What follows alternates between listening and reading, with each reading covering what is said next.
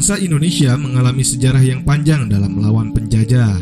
Kita pernah mengalami penderitaan ketika dijajah oleh Belanda. Sejarah juga mencatat kekalahan Belanda oleh Jepang dalam Perang Asia Timur Raya atau yang disebut dengan Perang Pasifik, menyebabkan bangsa Indonesia dijajah oleh Jepang. Perang Pasifik ini dimulai sejak tahun 1937 sampai dengan 1945. Ibarat pepatah, lepas dari mulut harimau masuk ke mulut buaya. Tepat kiranya untuk menggambarkan bagaimana kondisi penderitaan bangsa kita saat itu. Penderitaan akibat kebijakan tentara Jepang terhadap bangsa Indonesia yaitu sebagai berikut. Pelaksanaan kerja paksa. Hal ini menyebabkan banyak laki-laki di Indonesia dikirim hingga ke Myanmar untuk melakukan pekerjaan pembangunan dan pekerjaan berat lainnya dalam kondisi yang buruk. Ribuan orang Indonesia meninggal dan hilang pada saat kejadian itu berlangsung. Pengambilan paksa.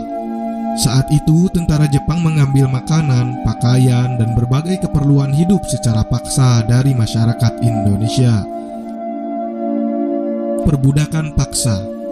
Perempuan-perempuan Indonesia banyak dipekerjakan secara paksa oleh tentara Jepang.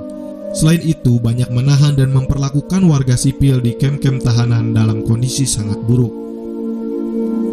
Jepang mulai menguasai wilayah Indonesia setelah Belanda menyerah di Kalijati, Subang, Jawa Barat pada tanggal 8 Maret 1942. Kedatangan Jepang semula disangka baik oleh Indonesia. Banyak semboyan dikumandangkan oleh Jepang seperti Jepang Pelindung Asia, Jepang Pemimpin Asia, dan Jepang Cahaya Asia. Kenyataan sejarah menunjukkan bahwa Jepang tidak berbeda dengan Belanda, yaitu meneruskan penjajahan atas bangsa Indonesia. Kemenangan Jepang di Asia tidak bertahan lama. Pihak sekutu, Inggris, Amerika Serikat, Belanda melakukan serangan balasan. Satu persatu daerah yang dikuasai oleh Jepang kembali ke tangan sekutu. Melihat hal tersebut, pada peringatan pembangunan Jawa Baru tanggal 1 Maret 1945, Jepang mengumumkan pembentukan Dokuritsu Jumbi Tosakai atau Badan Penyelidik Usaha-Usaha Persiapan Kemerdekaan Indonesia (BPUPKI). Janji Jepang membentuk BPUPKI dibuktikan pada tanggal 29 April 1945 bersamaan dengan hari ulang tahun Kaisar Hirohito. Secara resmi BPUPKI dilantik oleh Jepang dengan anggota yang berjumlah 62 orang, yaitu terdiri atas tokoh-tokoh bangsa Indonesia dan 7 orang anggota perwakilan dari Jepang. BPUPKI diketuai oleh Dr. Rajiman Widyodiningrat, sementara itu wakilnya adalah Raden Panji Suroso dan Ichibangase Yoshio. Ketua dan wakil ketua BPUPKI dilantik pada tanggal 28 Mei 1945. BPUPKI mengadakan sidang sebanyak 2 kali sidang resmi dan 1 kali sidang tidak resmi. Sidang resmi pertama dilaksanakan tanggal 29 Mei sampai dengan tanggal 1 Juni 1945, membahas tentang dasar-dasar negara. Sidang kedua berlangsung tanggal 10 sampai dengan tanggal 17 Juli 1945, membahas rancangan Undang-Undang Dasar.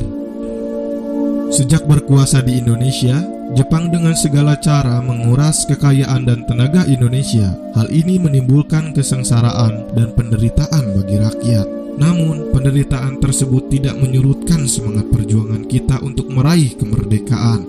Berbagai upaya dilakukan bangsa Indonesia dengan menyusun barisan dan bersatu padu mewujudkan kemerdekaan yang dicita-citakan.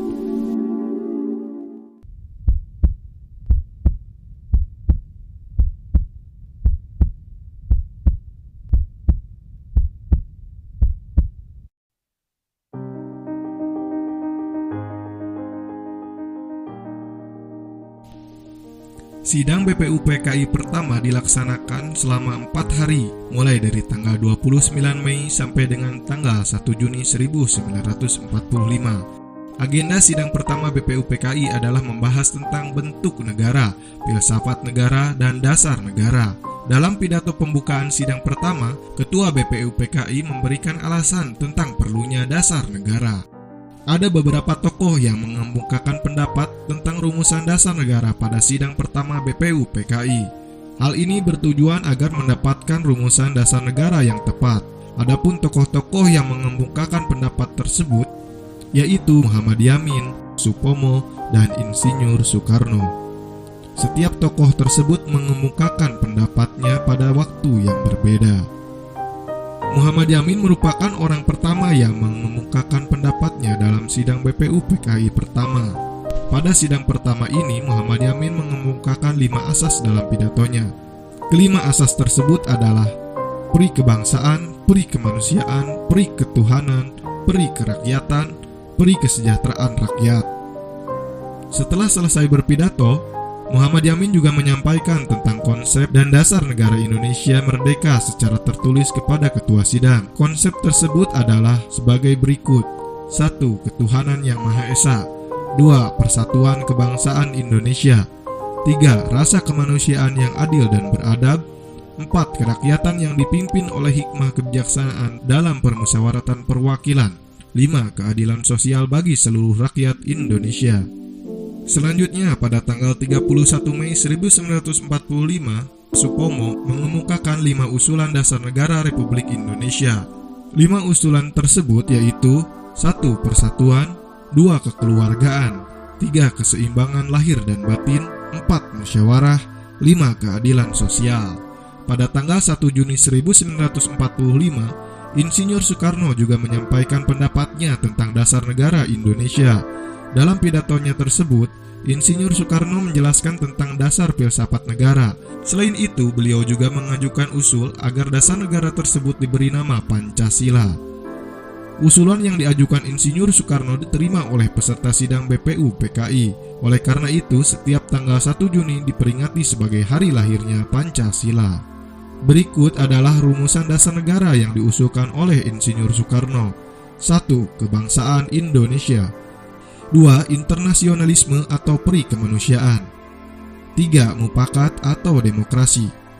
4. Kesejahteraan sosial. 5. Ketuhanan yang Maha Esa. Pada tanggal 1 Juni 1945, dalam sidang pertama BPU PKI juga terdapat beberapa tokoh lain yang berpidato. Setelah itu, BPU PKI mengalami masa reses persidangan, periode jeda atau istirahat selama 1 bulan lebih. Masa persidangan BPU PKI yang pertama ini dikenang sebagai detik-detik lahirnya Pancasila. Pertemuan tidak resmi BPU PKI. Pada sidang BPU PKI yang pertama, belum ditentukan kesepakatan tentang dasar negara Republik Indonesia. Oleh karena itu, dibentuklah Panitia 8 yang bertugas menampung berbagai usulan dasar negara dan memeriksanya. Panitia 8 lalu melaporkan hasil kerjanya dalam sidang pleno BPU PKI. Selanjutnya, Panitia 8 mengadakan sidang atau pertemuan tidak resmi dengan anggota BPU PKI yang tinggal di Jakarta. Dalam sidang ini dibentuklah Panitia 9. Panitia tersebut dinamakan Panitia 9 karena anggotanya terdiri atas 9 orang. Panitia 9 bertugas membahas dan menelaah berbagai usulan yang telah ditampung oleh Panitia 8. Panitia 9 disebut juga Panitia Kecil. Adapun susunan keanggotaan Panitia 9 adalah sebagai berikut.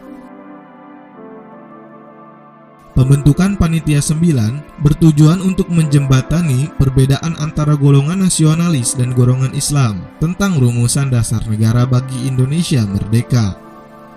Setelah melaksanakan perundingan dengan 4 orang wakil golongan kebangsaan dan 5 orang wakil golongan keagamaan, pada tanggal 22 Juni 1945, Panitia 9 mencapai kesepakatan luhur. Selain itu, Panitia 9 juga menyusun naskah yang akan digunakan sebagai teks proklamasi. Namun, naskah tersebut menjadi rancangan pembukaan hukum dasar Undang-Undang Dasar Negara yang dikenal dengan nama Piagam Jakarta atau Piagam Center. Istilah Piagam Jakarta tersebut dikemukakan oleh Muhammad Yamin. Insinyur Soekarno menyebutnya dengan Muqaddimah. Sedangkan Sukiman Wirjosanjoyo menyebutnya Gentleman's Agreement. Sidang BPU PKI kedua. Sidang BPU PKI kedua berlangsung tanggal 10 Juli sampai 17 Juli 1945. Agenda sidang BPU PKI kedua adalah membahas tentang bentuk negara, wilayah negara, kewarganegaraan, rancangan undang-undang dasar, ekonomi dan keuangan, perbelanjaan negara, serta pendidikan dan pengajaran. Pada sidang kedua ini dibentuk beberapa panitia. Salah satunya adalah Panitia Perancang Undang-Undang Dasar yang diketuai oleh Insinyur Soekarno. Panitia Perancang Undang-Undang Dasar mengadakan sidang pada tanggal 13 Juli 1945. Perumusan Dasar Negara Indonesia berakhir dalam sidang BPUPKI yang kedua. Selesai melaksanakan tugasnya, BPUPKI dibubarkan pada tanggal 7 Agustus 1945. Sebagai gantinya dibentuklah Panitia Persiapan Kemerdekaan Indonesia (PPKI).